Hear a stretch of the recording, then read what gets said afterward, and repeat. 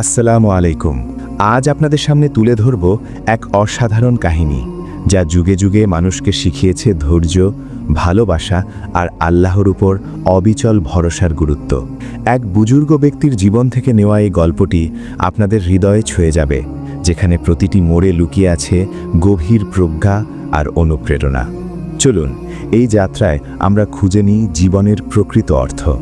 একদা এক জনপদে বাস করতেন এক বুজুর্গ ব্যক্তি, যার হৃদয় ছিল আকাশের মতো বিশাল আর সাগরের মতো গভীর। তার প্রজ্ঞা ছিল অসীম, আর তার দয়া ছিল সকল সৃষ্টির প্রতি।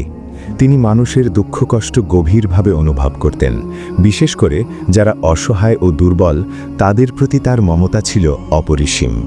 তার এই সহমর্মিতা কেবল কথার কথা ছিল না, বরং তা ছিল তার জীবনের প্রতিটি কাজে প্রতিফলিত। তিনি বিশ্বাস করতেন মানুষের প্রতি মানুষের ভালোবাসা আল্লাহর নৈকট্য লাভের অন্যতম পথ। একবার সেই জনপদে এক বিশেষ উৎসবের দিন এসেছিল।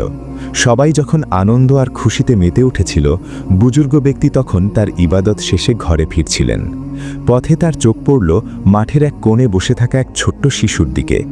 শিশুটি একা বসে কাঁদছিল, তার চোখে ছিল গভীর বিষাদ।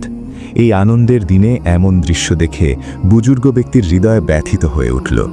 তিনি ধীরে ধীরে শিশুটির কাছে গেলেন এবং পরম মমতায় তার মাথায় হাত রেখে জানতে চাইলেন তার কান্নার কারণ কি। শিশুটির চোখ থেকে টপ টপ করে অশ্রু ঝরছিল।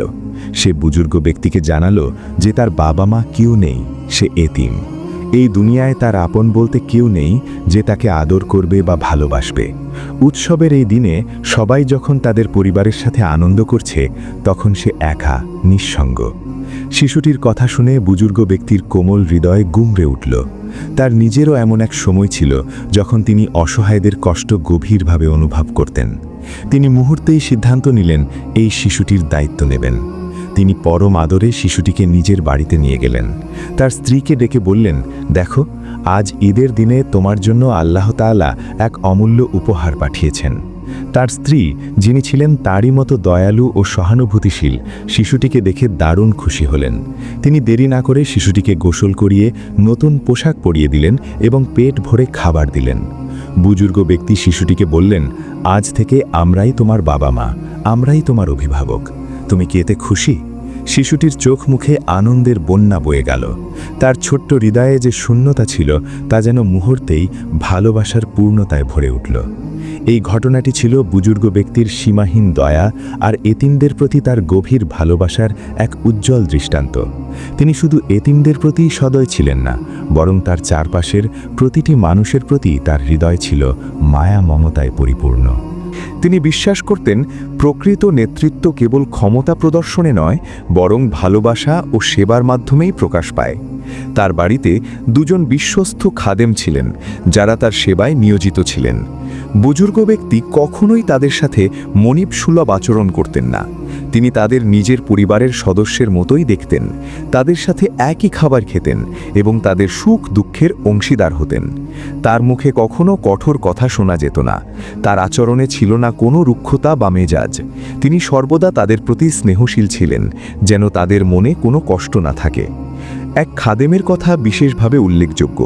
ছোটবেলায় সে তার পরিবার থেকে বিচ্ছিন্ন হয়ে গিয়েছিল এবং আল্লাহর ইচ্ছায় বুজুর্গ ব্যক্তির ঘরে তার আশ্রয় হয়েছিল। বুজুর্গ ব্যক্তি তাকে নিজের সন্তানের মতো লালন পালন করেছিলেন, তাকে জ্ঞান ও প্রজ্ঞা শিখিয়েছিলেন। বহু বছর পর সেই খাদেমের আসল বাবা মা তার সন্ধান পেয়ে বুজুর্গ ব্যক্তির কাছে এলেন তাকে ফিরিয়ে নিতে।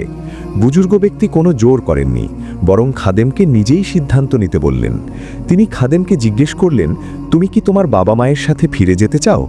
খাদেমের চোখে জল এসে গেল, কিন্তু তার মুখে ছিল দৃঢ়তা। সে বলল, হে আমার বুজুর্গ, আপনার কাছ থেকে আমি যে ভালোবাসা, সম্মান আর শিক্ষা পেয়েছি, তার কোনো তুলনা হয় না। এই পৃথিবীর সমস্ত ধন সম্পদ যদি আমাকে দেওয়া হয়, তবুও আমি আপনাকে ছেড়ে যেতে পারবো না। আপনার সান্নিধ্যই আমার কাছে সবচেয়ে বড় নেয়ামত। তার এই কথা শুনে বুজুর্গ ব্যক্তি এবং তার বাবা মা উভয়েই আবেগাপ্লুত হয়ে পড়লেন। খাদেমের এই অবিচল আনুগত্য ও ভালোবাসা বুজুর্গ ব্যক্তির উদারতা ও মহত্বেরই প্রমাণ ছিল। এই ঘটনাটি দেখিয়েছিল যে সত্যিকারের ভালোবাসা ও সম্মান কিভাবে মানুষের হৃদয়ে গভীর বন্ধন তৈরি করে, যা কোনো পার্থিব কিছুর বিনিময়ে ছিন্ন করা যায় না।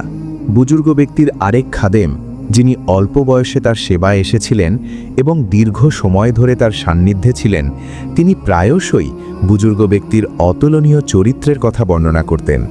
তিনি বলতেন, আমি দীর্ঘ 10 বছর বুজুর্গ ব্যক্তির খেদমত করেছি, কিন্তু এই 10 বছরের মধ্যে একটি দিনের জন্য তিনি আমাকে ধমক দিয়ে একটি কথাও বলেননি।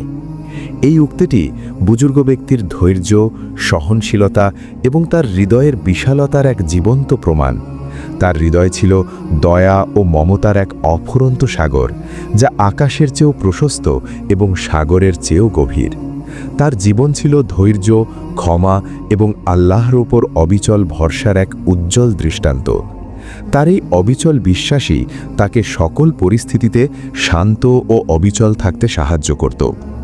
তার জীবন থেকে আমরা শিখি যে সত্যিকারের শান্তি এবং সফলতা আসে তখনই যখন আমরা নিজেদেরকে আল্লাহর ইচ্ছার কাছে সম্পূর্ণরূপে সমর্পণ করি এবং তার উপর পূর্ণ আস্থা রাখি। তার এই মহৎ গুণাবলী কেবল তার ব্যক্তিগত জীবনেই সীমাবদ্ধ ছিল না, বরং তার চারপাশের মানুষের মধ্যেও এর প্রভাব ছড়িয়ে পড়েছিল। তার সান্নিধ্যে এসে অনেকেই জীবনের সঠিক পথ খুঁজে পেয়েছিল, ধৈর্য এবং আল্লাহর উপর ভরসার গুরুত্ব উপলব্ধি করতে পেরেছিল। বুজুর্গ ব্যক্তি প্রায়শই বলতেন, একটি হৃদয় তৈরি করো যা ভালোবাসায় পূর্ণ, মমতায় টইটম্বুর, আকাশের চেয়েও প্রশস্ত এবং সাগরের চেয়েও বিশাল।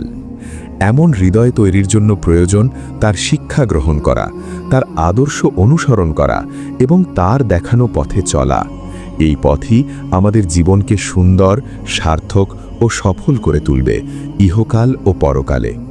আসুন আমরা সেই বুজুর্গ ব্যক্তির আদর্শকে ধারণ করি এবং তার দেখানো আলো ঝলমলে পথে সর্বদা চলি, যেখানে রয়েছে প্রকৃত শান্তি ও সফলতা।